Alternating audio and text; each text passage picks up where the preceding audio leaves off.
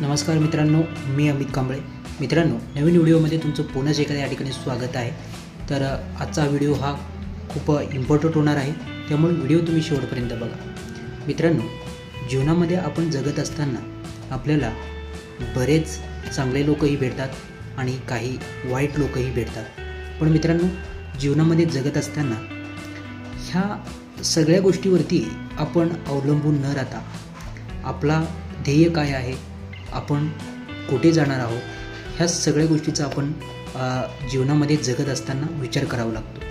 मित्रांनो, एकदा असंही होऊ शकतं, आपल्या जीवनामध्ये अनेक संकटे येतात, अनेक वाईट प्रसंग येतात, अनेक चांगले प्रसंग येतात.